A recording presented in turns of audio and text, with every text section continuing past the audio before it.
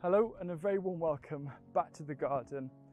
In this video I want to talk about productive no-dig gardening in raised beds with sides. There's a lot of discussion these days about whether you should or shouldn't have sides, especially if you're in a slug-prone climate like I'm in. Now that's what we'll explore in this video and why I choose to stick with raised beds with sides. And on top of that, no-dig has so many benefits for us as a method for growing food. Not only does it make it easier, but more importantly, it supports a really healthy soil life. Before I properly go into the reasons as to why I choose sides, I just want to talk about how easy it is to convert kind of a dug bed into a no-dig bed. And all it means is in the winter or even early spring, now is an absolutely perfect time to do it, is to put on a load of compost. So no-dig is most compost intensive when you are converting. So you want to put on about 5 to 6 centimeters of really well broken down compost over the bed, and then what you want to do after that is to keep it maintained. So you only need to put on a layer on a yearly basis of around 2 to 3 centimeters of compost. So it's about half as much compost than you need in the first year. And all you do is you just rake it over the top, which is what I'm going to do now. And the whole idea with no-dig is because you're just applying it like a layer over the surface of the soil, you're doing what basically happens in nature. The leaves fall down, they break down, and they apply that surface covering and surface mulch. We're just doing the exact same, but in a garden sense.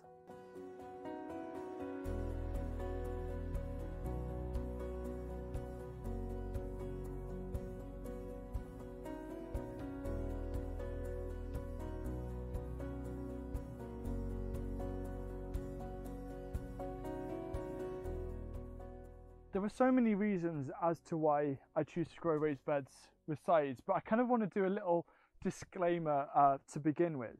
Whether you're growing in raised beds with sides or without sides, there's no right or wrong about it. I think it's very easy to forget the reasons why we choose to garden and grow food in the first place. And I think fundamentally, the most important thing is that we're doing the thing that we perhaps enjoy the most. And for me personally, it's very much about having raised beds with sides, but for other people, it's about having raised beds without sides, or even looking at containers or other types of beds. And all of them work. All of them have their own positives, all of them have their own negatives. But crucially, what we need to do is to choose a style that ultimately we enjoy the most. And it might mean that we might have to take little sacrifices as a result of that. But ultimately it's about the satisfaction that comes from growing and what makes sense to you the most. So I'm going to go through the reasons why I personally choose and stick with raised beds with sides, and then also highlight perhaps a bit of the downfalls that come with those. The big thing about no-dig is an emphasis on reducing or having minimal disruption on the actual soil. So one of the downsides of this actual garden here is that there used to be big barns here back in the day. So very soon, if you start digging down, you're going to hit a concrete layer, which means that in terms of water saturation, it kind of just puddles. So we need the height of the raised beds for that.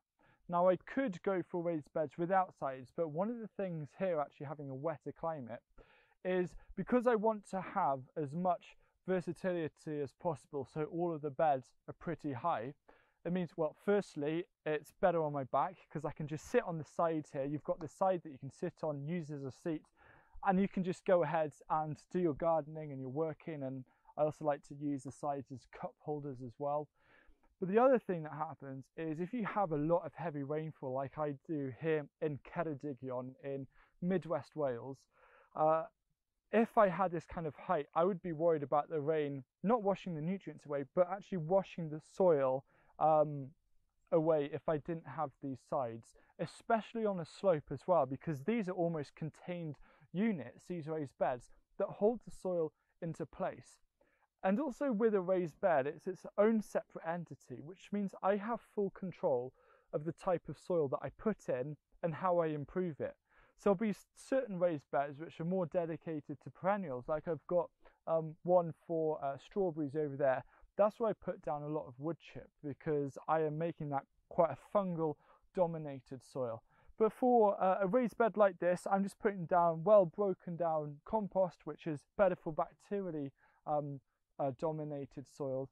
And I get that ability to almost micromanage the types of soil in these raised beds. And it also means that some beds might need less treatment than others, because I've got beds down the bottom which have really nicely developed soils. So that's what I like about raised beds with sides. I have that kind of full control about what is actually within these parameters. For me, I like raised beds with sides because they kind of give this area to work within. You've got almost this like mini wall or fence that's holding everything together. So it means in terms of that constant maintenance of putting 2 to 3 centimeters of compost on a yearly basis, it's really easy to kind of know how much I need in a designated area. So a bed like this might need a wheelbarrow full every year once it's fully set up and running. And it's so easy because none of the compost is spilling over, it's all in one place. So rather than compost spilling over into the paths that you then tread down, I'd rather have that compost in this area and try and build up the depth of really high quality soil that is full of biological life. No-dig gardening is very much about having minimal effort. And in terms of raised beds maintenance, all I really need to do every single year is make sure that I put the compost on the top, and that's it. Weeding is super easy. And one of the reasons why I love sides is because it allows me to have grass paths or grass nearby, and it's not going to encroach. This grass that I'm stood on right now, yes, it's a bit of a liability during winter when it gets a little bit slippery and muddy. It easily heals. Grass is almost like nature's version of a plaster. But what it means is that I'm never having to edge my beds because none of the grass is actually growing in, which means that it's really easy to keep these beds weed free. And that is something that I find really useful, especially in terms of no-dig gardening. A big argument for not having raised beds with sides is the fact that you've got to put in that initial upfront investment and the effort of building raised beds with sides, sourcing the materials, paying for them. This bed here, surprise, surprise, even has no bad chemical treatment. You can get organic wood preservatives that are chemical free. This is an original raised bed for the garden. This is about 19 years old. So I'm 22. The garden was made when I was 3 years old. So hopefully that gives you some perspective. Now here we had some beds we had 3 beds, which you can see in the B-roll, which were bigger beds made out of big sleepers. You can get chemical free sleepers as well. Those rotted, so decided to make the most of these planks here, which we had, and wherever possible, if I have resources left over or access to free resources, I will use them. I'll only expect these to last around 10 years or so at a push, but there are always other options. And for me, I actually feel in terms of the actual overall maintenance, I actually save a lot more time by having raised beds with sides than without. And that's my own personal thing, especially in terms of my situation. You can then get things, and these are a lot more expensive. So I'd be really careful, unless you know you're going to be growing in a particular place 20, 30 years, just be cautious. You can get these recycled plastic raised beds. These are chemically inert, so there's going to be no chemical leaching, but these will last you at least 50 years. You can also look at making raised beds out of things like bricks and building actual brick beds. Those are another long-lasting alternative. So I think in terms of choosing sides, there's a lot of options, and there's a lot of ways that you can actually be creative to find a style that works for you. But for me, the benefits of having sides outweighs the initial cost and effort of building them. Now, one little tip with growing in raised beds with sides, if you're interested in doing that, is to try and make all your raised beds from the get-go the same size, because it means that you might only need to replace one of the sides because another side might last another 3 or 4 years. And you can do that if you just stay with the same dimensions.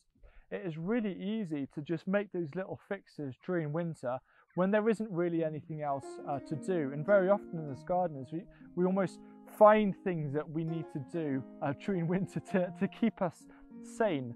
Something that I like about raised beds as well with sides is that it's really easy to add attachments. So here I added this trellis onto this bed around 3 or 4 years ago to grow some peas up, and you can see it's still pretty solid. That isn't going anywhere for another year or two at least. And by having the solid sides, we do the same with an A-frame. So we've got a really big A-frame that we put up every year for our runner beans. And we can put nails into the actual side and tie string to help strengthen it. So if you're looking at trying to build like pretty strong or big structures, it's almost like you've got this base on which you can use the sides of raised beds to your advantage to attach really strong trellises. And this is especially useful if you don't have deep soil, because you might want to push things into the ground instead, but you can't get it deep enough, so there isn't enough strength, and then there's a risk of wind blowing things over, like wind blowing over wigwams. So that's just it's kind of a benefit that isn't spoken about a lot, but for me, I absolutely love it, and I'm going to try and get more creative with that this year as well, so stay tuned. A point that some people quite rightly bring up is the fact that the outside areas of a raised bed with sides will dry out sooner than on the inside. Now, this is one of the strengths of no dig. You've got so much organic matter acting as a sponge to hold on to the moisture.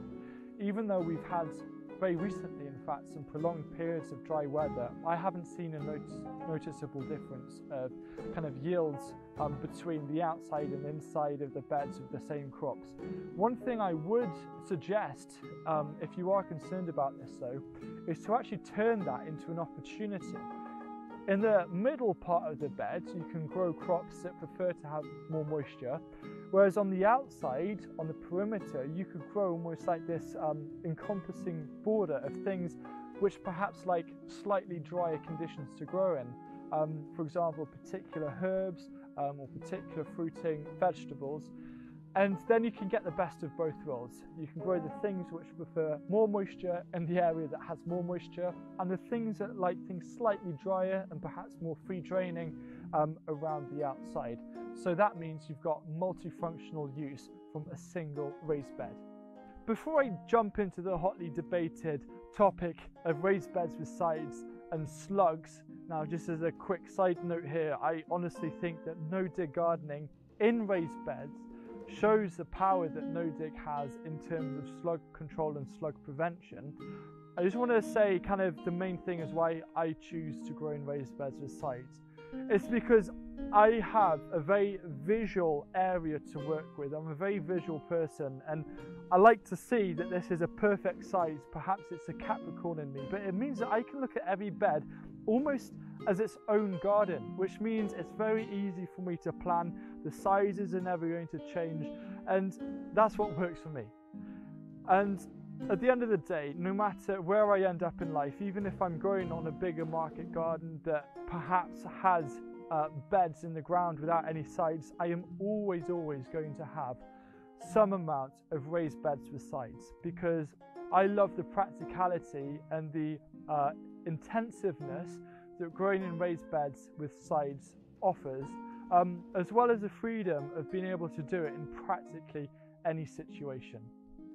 I just want to spend a moment talking about slugs, the gardener's favourite creature. I see a lot of almost this kind of finger pointing where people say, oh, you shouldn't have built raised beds with sides because they're just going to become slug hotels. And I fear that it does actually put off a lot of people from starting to grow food, especially if they have the best intentions. The truth about slugs is slugs go for your weakest plants. So this is where no dig really comes into strength, because with no dig, the whole goal is healthy soil. And no dig growing is perhaps one of the only ways that you can, well, it is basically the only way to have a truly healthy soil where you're not just accounting for minerals, but also the biology which makes the minerals available. And when you have healthier soil, you have healthier plants, which naturally fend off things like slugs, because perhaps the sugar content is too high for them to digest the leaves. Slugs and other things in nature tend to go for the weaker plants. So if you're growing the strongest, healthiest plants, you will see that naturally there will be a slug reduction.